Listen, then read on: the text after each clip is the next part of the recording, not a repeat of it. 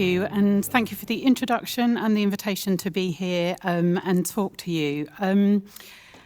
I unfortunately can't speak Norwegian, and I've promised I'm going to try and learn if I'm invited back. So I think quite a lot of the time we hear from patients that physios have no role to play in treating people with ME and long COVID. So I just want to talk you through a few things about why I disagree, but also just in general how we can work together. I think if you were thinking of physio along the lines of this rehabilitation, which is full-on exercise, then absolutely, I would 100% agree with you. But I prefer to use this different view of rehab, which has the restorative piece that we're traditionally associated with us, but also has that sort of supportive intervention. And when I'm talking about palliative here, we're talking about managing symptoms and managing control, not specifically end of life, which is commonly associated with that. I think what is really important, and you'll have heard from the people who were on the stage before me, around all the different types of subgroups that can overlap. So what we do has to be individualised to the person in front of you. It also has to be monitored and constantly evaluated because it's a disease that changes and fluctuates. So why is this all important? Well, it really challenges our thinking, particularly as physios. We love exercise. We believe everybody's deconditioned, and we think that exercise is the thing that will cure everybody. But we know from the research that's been out there for quite a long time, and also the new research that's coming through, that we've got this abnormal physiological response to exertion. So our key principles need to be do no harm, respect PEM, and also listen to the lived experience. People living with ME, people living with long COVID, their families and their carers often know a lot more than we do and can help us.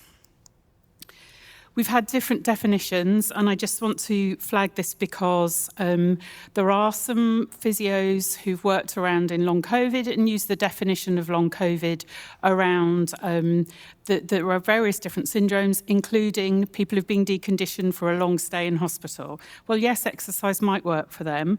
So we're talking here about the ME subgroup of long COVID, and particularly people with PEM and post-exertional symptom exacerbation. So what is the role of the physio? It's that symptom-informed support, respecting PEM, focusing on energy management. I'm going to talk about that a bit more in a moment, focusing on how to help symptom reduction, and working in partnership with patients, people living with long COVID or ME, and their families and their carers. And I also strongly believe that we have a very key role to play in advocating and educating.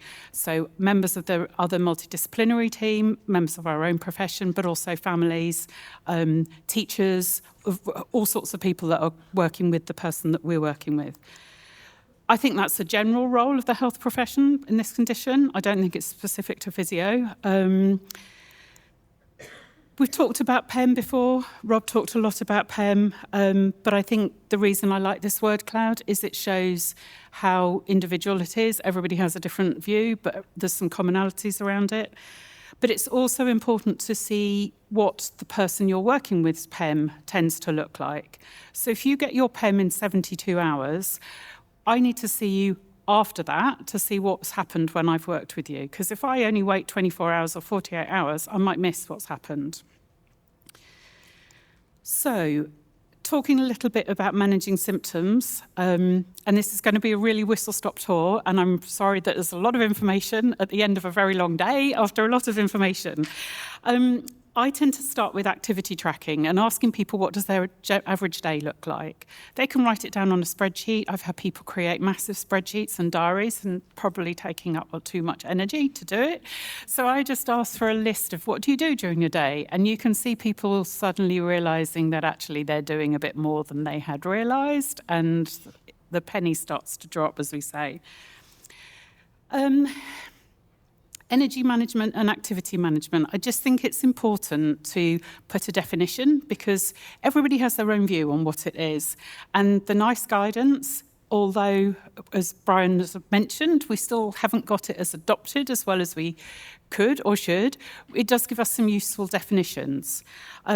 So what is energy management? It's that self-management that helps managing a person's activities within their available energy envelope. And that energy envelope is what the amount of energy they have to do all the things they need to do. So that's everything from going to the bathroom, eating, digesting their food, going to the gym, if that's what they want to be able to do, or even just sitting and reading a book. So it is really all those energies. The other thing that's really important, and again it plays into to what Brian said, is there are two different types of pacing. So my background, I used to work in cardiac rehab and cancer rehab, and we did this quota contingent pacing, which was at the end of every week, we'd increase it by another 5 minutes or another 6 minutes. And we try and get people doing it every day because that's what's going to be better. And so that's what's built in. It's wired in to our DNA, if you like, as physios. So we have to do quite a big work to sort of get people to understand that it's symptom contingent. And we're looking at trying to manage people's activities within their symptoms and not exacerbate it. Rob talked about that downward vicious spiral, and that's what we're trying to prevent, so that we're trying to smooth out the crashes. So if you've heard about pacing, you quite often hear about the 3 Ps of plan, prioritise and pace. They are really, really important. And it is, I think, planning itself that's just the first stage, and it can take up quite a lot of energy. But it's important, I think, to plan for your week, your 2 weeks, not just your day, because you need to be thinking about what's coming along down the line. And what do you want to prioritise? I always ask people, what's the most important thing for you? And then implement some of the pacing techniques around breaking things up. Can you sit instead of stand? Can you lie instead of sit? Can you do 3 lots of 10 minutes rather than a whole chunk of 30 minutes? So there's lots of different ways in which you can pace. But I also think it's really important to have pleasure. And I think about that particularly with children, where they're often told they need to go in for the maths lesson every day or the maths lesson twice a week. Actually, it's more important that they go in and spend time with their friends and use their energy for that, rather than just focusing on education. And the same can be applied across the board. I'm going to talk a little bit about pacing with a heart rate monitor. And I think I've reflected on this in light of the presentations earlier, and I think it's really interesting. My research colleagues have come, if you like, from the research world upwards, and we've come from the sort of real life downwards, and we're meeting in the middle, which is good to see. So what we're aiming to do with heart rate monitoring is to keep any activity below that anaerobic threshold that we talked about previously. Now, we use this approach that Workwell Foundation, if any of you have come across Todd Davenport, you'll know this is the way his approach is. So you calculate your average resting heart rate over 7 days, and then you're setting your upper limit as 15 beats per minute. Now, that isn't very much, really, is it? Anybody who's done anything and looked at their heart rate will know that's not very much. That's the starting point, but it's important. Remember, we're trying to do no harm, we're trying not to cause PEM, and we're then going to do that constant monitoring and evaluating as we go on. And I think this is where, thinking about the research, as if we can start to identify through some of the work that like David and Rob have been doing, what that maximum rate is, and we can do that, then great, we don't have to be quite sort of so experimental about it. There is a limited research evidence base, but it is growing. Pre-COVID, there was one case study that Workwell had done in 2010, but we'd heard loads of positive feedback. So we did a survey a few years ago, and obviously David's got some additional work that he's just mentioned. I'm just going to quickly talk a little bit about the survey, because for me it was really interesting. Everybody saw it, the vast majority saw it as positive, as a helpful tool for them to understand what caused their PEM, and also to help them, give them real-time feedback on the things that they were doing, but also to help them find more energy-efficient ways of doing things. So, you know, how could they hang out the washing in a different way? How could they read differently? Those types of things.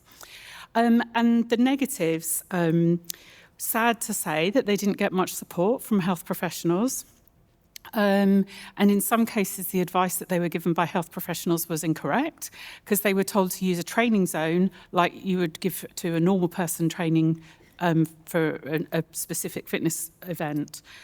There were some practical limitations around setting up the devices. And then I wanted to just focus on these two, because I think they're actually really important. That people flagged these as a negative, saying they were getting restrictions imposed, trying to keep below the limit, or the alarm was going off. Well, actually, that's the monitor doing what it should be doing and telling you that you're doing a bit too much. So it's doing its job. So there's clearly a bit of, I think there's a bit of work around how to explain pacing so that people understand it and probably expect that as well.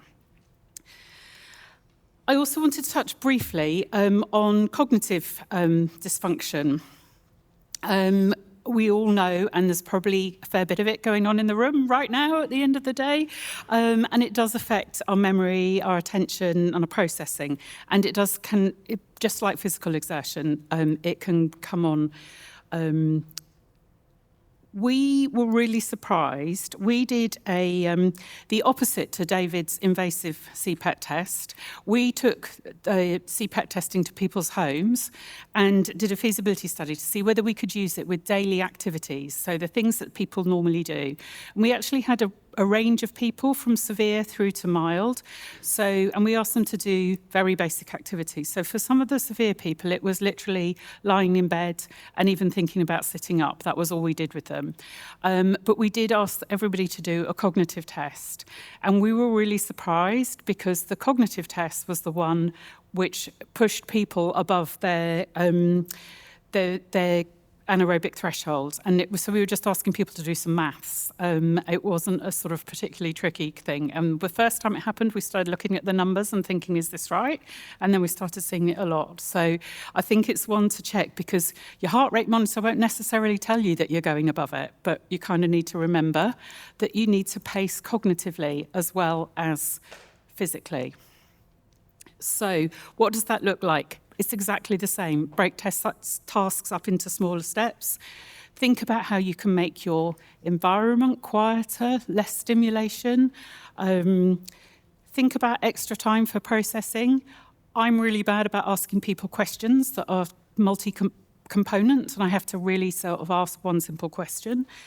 Using memory aids, so using an alarm, because if you're lying there reading your book, it's very easy to be enjoying reading your book, and instead of only reading it for 10 minutes, an hour's gone by, and you've overexerted yourself cognitively. And I mentioned physical positioning. Sit, not stand, put your feet up, lie rather than sit, all those things. And if anybody's interested in it, that's a great paper from two OT colleagues. Whizzing through the rest. Sleep, I can't remember who mentioned sleep, but sleep I find really fascinating. And my theory is if you manage your daytime better, it has a better impact on your sleep. Don't have any evidence around that, but it's other than the lived experience of working with a lot of people. Orthostatic intolerances, we've heard quite a lot about that. There's a few things that can be done. I know some people love compression garments, other people hate them, other people say getting them off is just too much of effort, getting them on and off. So all those things are sort of suggestions. I want to briefly mention our transcutaneous auricular vagus nerve stimulation study that we're doing that's looking at autonomic dysfunction and how it can support that. It's a case where we've seen a lot of people with ME talking about how much it can help them. So we did another survey, and 67% of people said that they would recommend it and that they got favourable benefits from it. And a very small minority said that they wouldn't recommend it to others. And some said it made them worse. However, there isn't really a protocol for it, and so different people were doing different amounts of different intensity, different duration, things like that. So our study is trying to basically see whether or not people can tolerate it, first of all. And there will be 3 months either with a real machine or a deactivated machine, looking for feasibility. I need to update the slides because we are using FunCap on this to see whether to measure any sort of objectively around whether it has an impact. But it's really around the feasibility of can we use it and does it give us any indication about who responds better to it? We heard a lot about those different subgroups previously, and does it throw any light on what an optimal treatment regime might be?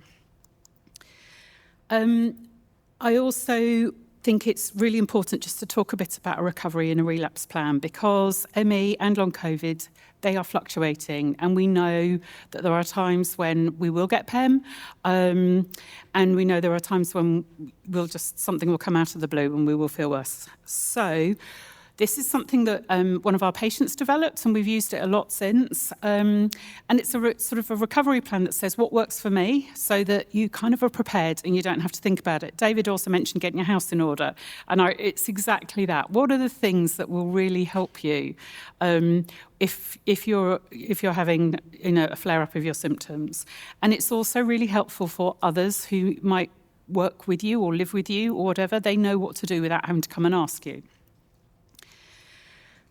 Last point, managing severe ME and severe long COVID. A lot of the things I've mentioned today, I'm sure if you've know anybody who's severe or if you'll be thinking, but those just aren't practical to me.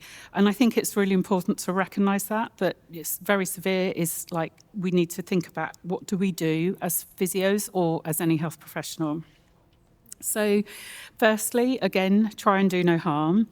I think there's something very much we found around comfort and looking at positioning, even just supporting like how to support with pillows and like in lying down can make a massive difference. And if somebody can tolerate it, looking at their breathing and whether or not they're breathing using the most relaxed way to breathe. Passive movement, quite often get asked, and somebody did ask me earlier, only if it can be tolerated because people with severe ME quite often can't tolerate that touch. So it's really, again, it's that individualised, working out what people can manage and what they can't. And I would say there's a lot about adapting your environment, about adjusting for sound, adjusting for light, thinking about if you're going into that person's house, whether you've got perfume on that might irritate them, all those things are really important. So to help with that, we've put together a one-pager for physios. It is a one-pager for physios, but I think it's probably can be used for anybody. And it was designed for ME, but again, applies, I think, to long COVID.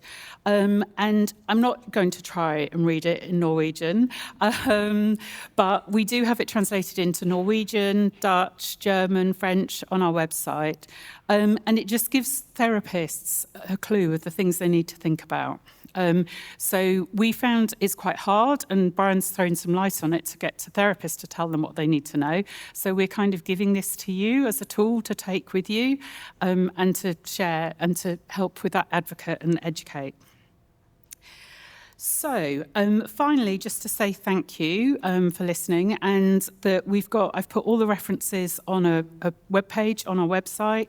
I know, and also to say thank you to people who've told me that they've read our book. It's been really quite humbling to know that people have found it so useful. And you can find more information about that on our website. It is available as an ebook, which might be easier for some people to read because the print is quite small, is what I would say.